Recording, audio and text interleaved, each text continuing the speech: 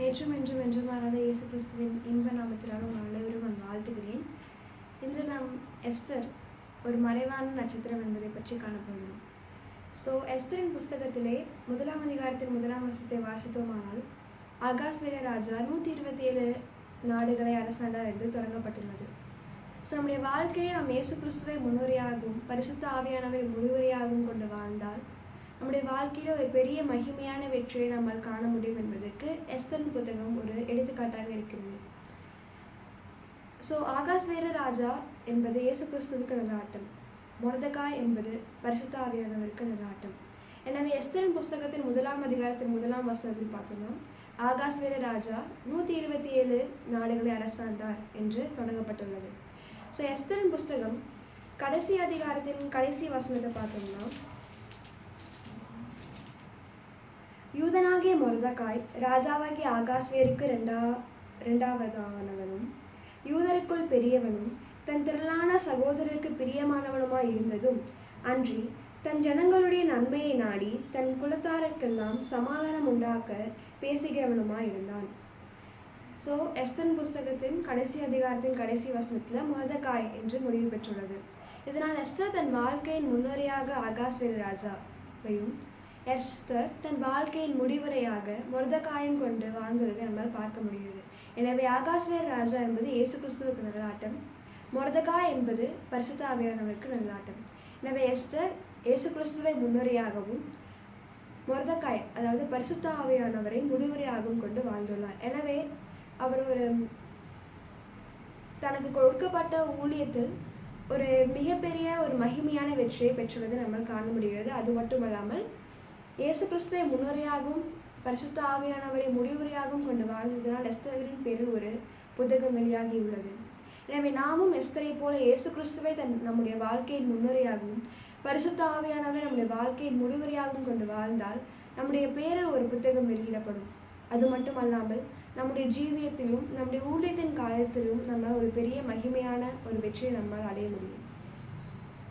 Esther தன்னுடைய வாழ்க்கையை முன்னுரையாக இயேசு கிறிஸ்துவையும் அவருடைய வாழ்க்கையின் முடிவரையாக பரிசுத்த ஆவியானவரும் கொண்டு வாழ்ந்துள்ளால் நம்ம கொடுக்கப்பட்ட வாழ்க்கையில் நாமும் அப்படிப்பட்டதான வாழ்க்கையை வாழ வேண்டும். இயேசு கிறிஸ்து சொல்லுகிறார், நானே வழியும் சத்தியமும் ஜீவனுமாக இருக்கிறேன். அது மட்டுமல்லாமல் அவர் இன்னும் சொல்லுகிறார், நானே உயிர்த்தெழுதலும் ஜீவனுமாக இருக்கிறேன் என்று. இயேசு கிறிஸ்துவின் மூலமாக நாம் கொடுக்கப்பட்ட நித்திய ஜீவனை நாம் பரிபூர்ணமாக்கி கொள்ள வேண்டும் என்றால் அதுக்கு நம்ம பரிசுத்த ஆவியின் ஒரு உதவி தேவைப்படும். எனவே அவர் பிதாவின் வலது பாசத்தில் சென்று 50வது நாளிலே நமக்கு பரிசுத்த ஆவியானவரை தந்தருளினார். எனவே இயேசு கிறிஸ்துவின் நோக்கம் என்னவென்றால் அவர் நம்ம கொடுத்த நித்திய ஜீவனை நாம் பெற்றுக்கொள்வது மாத்திரமல்ல, அதை பரிபூர்ணமாக்கி கொண்டு மரணத்தை நாம் விழுங்க வேண்டும், அதனை பரிகரிக்க வேண்டும், அதனை ஜெயிக்க வேண்டும். இதுவே இயேசு கிறிஸ்துவின் முக்கியமான நோக்கம், இதுவே அதன் காரணம். எனவே நாம் பரிசுத்த ஆவியானவரை பெற்றுக்கொண்டு நமக்கு கொடுக்கப்பட்ட இந்த நித்திய ஜீவனை நாம் பரிபூர்ணமாக்கி கொள்ள வேண்டும். இதுதான் அதே முக்கிய நோக்கமாக இருக்கிறது. அது மட்டும் அல்லாமல் எஸ்தரை நாம் காணும்போது எஸ்தருக்கு தாயும் இல்லை, தகப்பனும் இல்லை. இதுதான் எஸ்தரின் புஸ்தகம் 2ஆம் அதிகாரத்தின் 7ஆம் வசனத்தில் நாம் படிக்கும்போது, அவன் தன் சிறிய தகப்பன் குமாரத்தியாகிய எஸ்தர் என்னும் அச்சாலை வளர்த்தாள். அவளுக்கு தாய் தகப்பன் இல்லை. அந்த பெண் ரூபவதியும் சௌந்தரியமுடையவளுமாயிருந்தாள். அவள் தகப்பனும் அவள் தாயும் மரணமடைந்த போது மொர்தெகாய் அவளை தன் குமாரத்தியாக எடுத்துக்கொண்டான். இதை பார்க்கும்போது எஸ்தருக்கு தாயும் இல்லை, தகப்பனும் இல்லை. இதுதான் சங்கீதக்காரர் தாவீது ராஜா சொல்றார். சங்கீதம் 51:5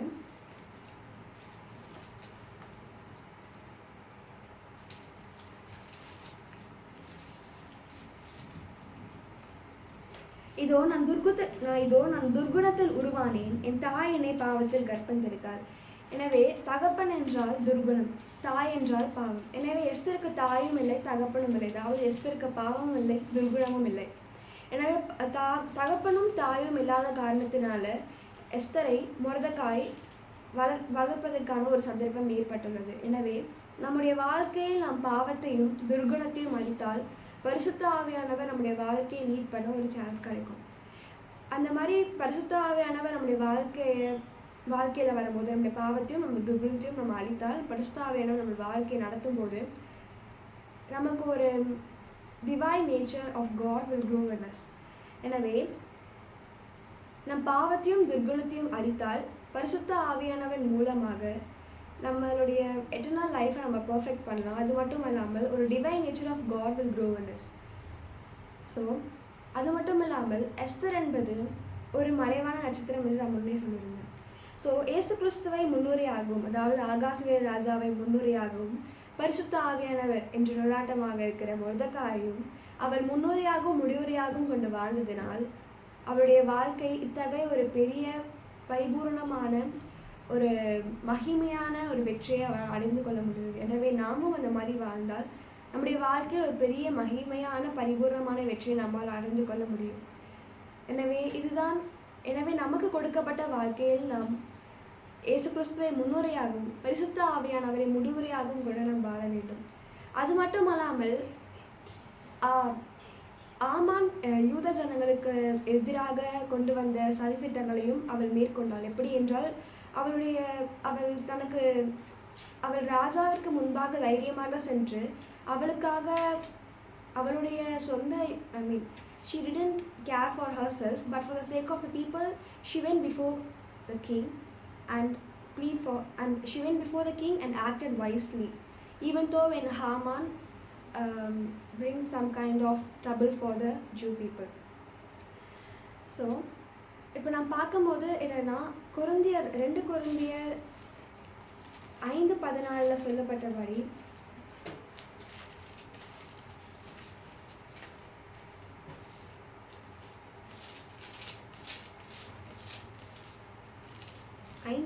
நினைக்கிறேன் 2 கொரிந்தியர் 5ஆம் அதிகாரம் 4ஆம் வசனத்தில் சொன்ன மாதிரி, இந்த கூடாரத்தில் இருக்கிற நாம் பாரம் சுமந்து தவிக்கிறோம். இந்த போர்வையை கலைந்து போட வேண்டும் என்று விரும்பாமல் மரணமானது ஜீவனாலே விழுங்கப்படுவதற்கு போர்வை தரித்தவர்களாய் இருக்க வேண்டும் என்று விரும்புகிறோம். எனவே மரணமானது ஜீவனாலே விழுங்கப்படும்படிக்கு இந்த போர்வை தரித்துக்கொள்ள விரும்புகிறோம் என்று இருக்கிறது. எனவே அவள் தன்னுடைய மரணத்தை எண்ணாமல் தனக்கு வரும்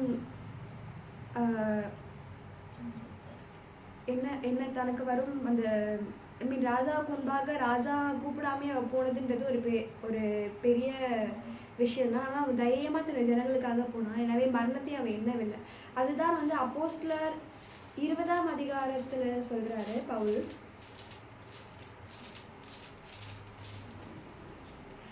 இருபது 23 சொல்கிறாரு, கட்டுகளும் உபத்திரவங்களும் எனக்கு வைத்திருக்கிறது என்று பரிசுத்த ஆவியானவர் பட்டணந்தோறும் தெரிவிக்கிறதை மாத்திரம் அறிந்திருக்கிறேன். ஆகிலும் அவைகளில் ஒன்றையும் குறித்தும் கவலைப்படேன். என் பிராணனையும் நான் அருமையாக எண்ணேன். என் ஓட்டத்தை சந்தோஷத்தோடு முடிக்கவும் தேவனுடைய கிருபையின் சுவிசேஷத்தை பிரசங்கம் பண்ணும்படிக்கு நான் கர்த்தராகிய இயேசுவினிடத்தில் பெற்ற ஊழியத்தை நிறைவேற்றவுமே விரும்புகிறேன் என்று சொல்லுகிறார். எனவே அவளுக்கு தன் மரணத்தை பற்றியும் பயப்படல. அவளுக்கு வரப்போகிற அந்த என்ன பனிஷ்மெண்ட் வரணும் அதை பற்றி அவள் பார்க்கல. அவள் தேவனுடைய காரியத்தை முடிக்க வேண்டும் என்று பரிசுத்த ஆவியானவர், அதாவது மொர்தெகாயினால் அவளுக்கு அறிவிக்கப்பட்ட முறையின்படியே அவள் சென்றாள். ராஜாவுக்கு முன்பாக ஒரு ஞானமாக நடந்து கொண்டாள். அவள் 2 பேரையும் விருந்து அழைத்தாள். அதாவது அவளுடைய சத்துருவையும் அழைத்தாள், ராஜாவாகிய ஆகாஸ்வேரையும் அழைத்தாள். ஆனால் அவள் அந்த 3ஆவது நாள் வரைக்கும் பொறுமையாக காத்திருந்தாள். அவள் கொடுக்கப்பட்ட சந்தர்ப்பம் வரைக்கும் பொறுமையாக காத்திருந்தாள். எனவே இந்த டிவைன் நேச்சர், இந்த திவ்ய சுபாவம் நமக்குள்ளே வரும்போது நம்மளுக்கு பொறுமையும் தாழ்மையும் சாந்தத்தையும் அமைதியும் கட்டளையிடும். இதுதான் மத்தேயு 11:29-30 சொல்கிறார், நான் சாந்தமும் மனத்தாழ்மையுமாக இருக்கிறேன். என் நுகத்தை உங்கள் மேல் ஏற்றுக்கொண்டு எண்ணத்தில் கற்றுக்கொள்ளுங்கள், அப்பொழுது உங்கள் ஆத்துமாக்களுக்கு இளைப்பாறுதல் கிடைக்கும் என்று சொல்கிறார். அவள் மரணத்தை பற்றி பயப்படவில்லை. அவளுக்கு வரப்போகிற பனிஷ்மெண்ட் பற்றி பயப்படல. She go for the sake of a people and plead before and acted wisely before the king. So இதுதான் நம்மளுடைய வாழ்க்கையில் நாம் இயேசு கிறிஸ்துவை முன்னுரையாகவும் பரிசுத்த ஆவியானவரை முடிவுரையாகவும் கொண்டு வரும்போது நம்முடைய வாழ்க்கையில் நடக்கக்கூடிய ஒரு மிகப்பெரிய ஒரு மகிமையான வெற்றியாக இருக்கணும். ஏன்னா பரிசுத்த ஆவியானவருடைய அவரால் நம்ம லீட் ஆகும்போது நம்முடைய வாழ்க்கையில் தேவன் நமக்காக முன்குறித்து வைக்கப்பட்ட ஊழியத்தையும் நம்முடைய ஜீவிதத்திலும் நம்மளால் உண்மையாலேயும் சக்ஸஸ்ஃபுல்லாக ஆக முடியும். அது நம்ம இன்மைக்காக மட்டும் கிறிஸ்துவை நம்பிக்கையாக இருக்க முடியும். பரிதபிக்கப்பட்டிருக்கோம், வசனத்தை நம்ம அறிந்திருக்கிறோம். அந்தபடி நம்ம இல்லாமல் ஏசாயால சொல்லப்பட்டபடி உறுதியாக பற்றி கொண்ட மனதை உடையவன் உண்மையை நம்பியிருக்கிறபடியால் நீர் அவனை பூர்ண சமாதானத்தில் காத்துக்கொள்வீர் இந்த வசனத்தின்படி நம்ம நடக்கணும். எனவே நமக்கு கொடுக்கப்பட்ட வாழ்க்கையில் இந்த வருஷம் வரைக்கும் தேவன் நம்ம நடத்தினார், இனிமேல் நடத்த வல்லவராக இருக்கிறார். எனவே நம்ம கொடுக்கப்பட்ட வாழ்க்கையில் நம்ம இயேசு கிறிஸ்துவை முன்னுரையாகவும் பரிசுத்த ஆவியானவரை முடிவுரையாகவும் கொண்டு வாழ்ந்தால் எஸ்தரை போன்ற ஒரு மகிமையான வெற்றியை நம்மால் நம்முடைய வாழ்க்கையில் காண முடியும். அது மட்டுமல்லாமல் நம்முடைய பேரில் ஒரு புஸ்தகமும் பரலோகத்தில் எழுதப்படும். ஆமென்.